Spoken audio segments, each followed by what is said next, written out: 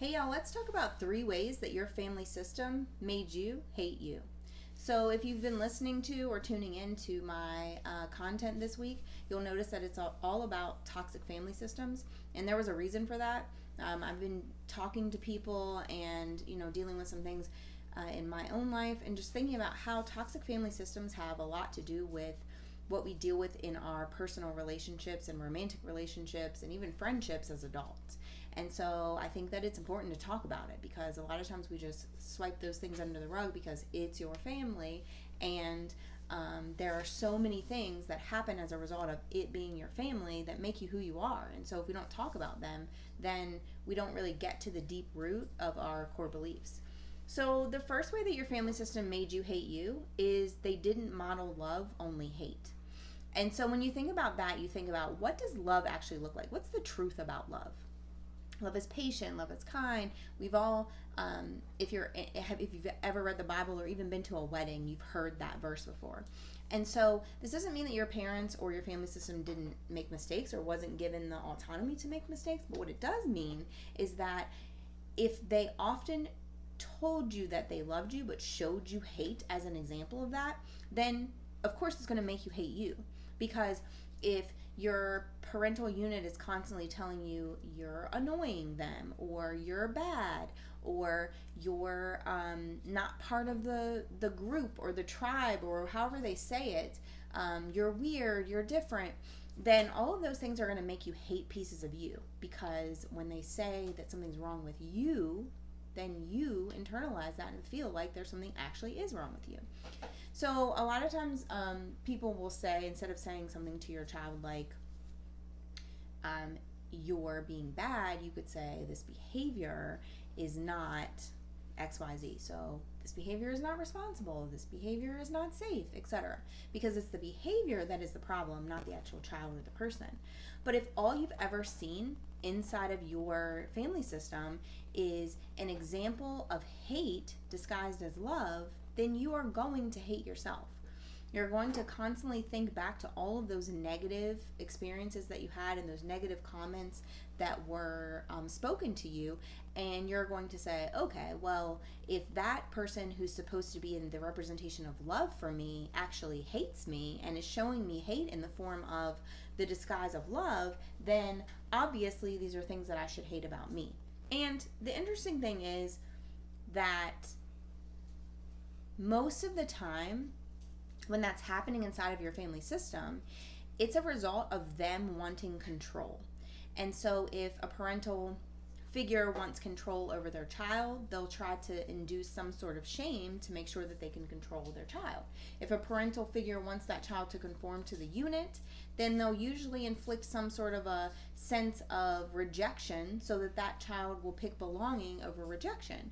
So in turn, as an adult, what you'll start doing is rejecting yourself to belong in a space, right? Rejecting who you are because you want to be part of the group.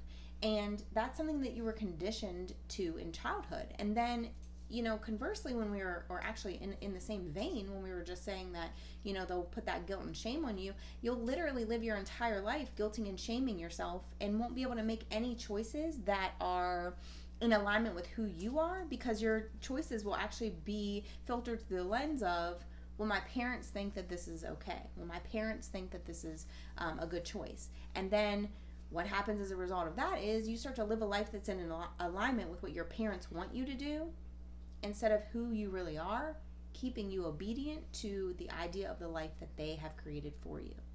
And well, the reality is that's not why you're here. You're not here to live a life that's in alignment with what your family thinks that you should do. You're here to live a life that's in alignment with who you are, because that's who you were created to be. The second way that your family system made you hate you is that you had to earn love. So if you find yourself inside of your relationships right now and you're realizing that you pick spaces where you can't just exist as your true authentic self and be okay with that you actually have to do something to earn that love, that probably came from your childhood.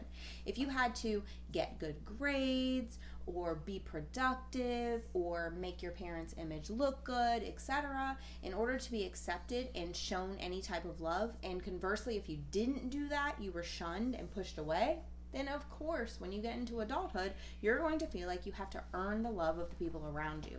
And subconsciously, you'll pick spaces where you actually have to earn that love, because you won't feel comfortable in spaces where people actually just accept you for who you are. Because, well, the devil you know is that you have to earn love in order to feel love. And so if you don't have to earn it, you're not going to actually feel it.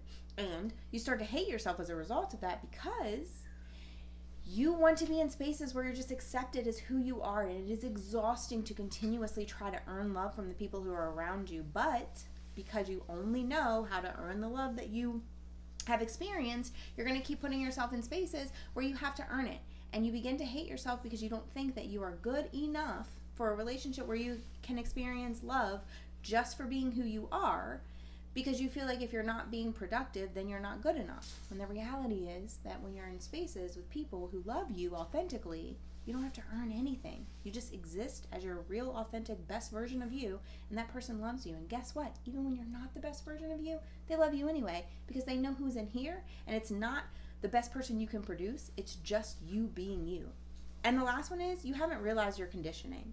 And so if something that we're doing, being, or acting in is not in alignment with who we actually are, we begin to hate that part of ourselves. So I don't know why I act this way and I really hate this about me. Or I don't know why I do this thing and I really hate this about me. And if you don't dig deep into those core beliefs and your conditioning, you'll continue to act that way and do those things and hate that thing about you. But when you start to think of, where did it come from? Why do I feel like I have to do this thing?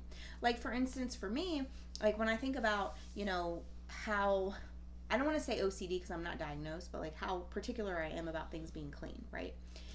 That came from somewhere. And it came from a space in my childhood. And so I'm very particular about things being a certain way. I don't like dishes in the sink. I don't like stuff not being organized. I don't like things being everywhere. And I found out that my sister is also this way. And so it came from a space in our childhood. And it wasn't until I figured out that I was doing it and that she was doing it that I could really connect into the conditioning that may have been a part of that.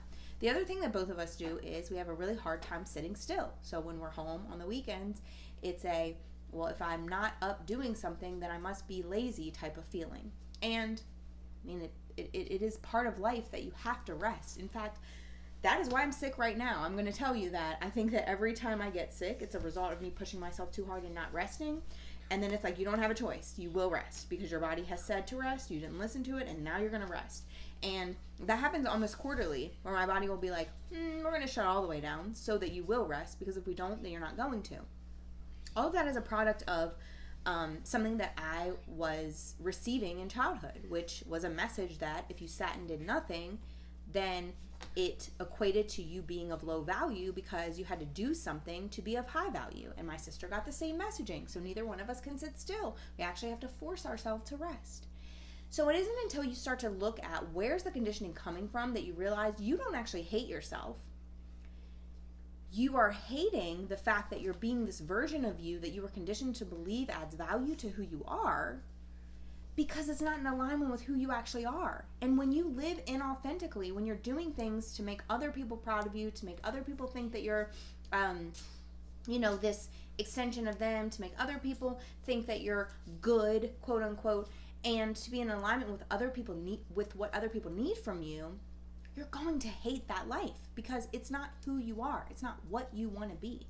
So today I would really encourage you to go into those family systems and really think about, what are some messages that you got? What are some things that you feel like you do as a result of the way that you were raised? And are they really in alignment with who you are? And what might you do to make some alterations to them? Because it's not until you do that you're truly going to be authentically happy with who you are and begin to forgive yourself for continuing those behaviors and start to realize that you can change them and shed your conditioning and become truly authentic version of yourself, and how freeing that actually is. Thank you for tuning in. Remember to look me up on all social media sites, and also tune in every Monday to the Peace Podcast, which you can find on YouTube, Spotify, and Apple Podcasts. And also, if you're healing from a toxic relationship, whether it's romantic or a familiar relationship, please click the link down below to sign up for a free webinar and to apply to work with me so that we can talk about how you might heal into powerful peace after those situations. Again, thank you for tuning in. I will see you next time.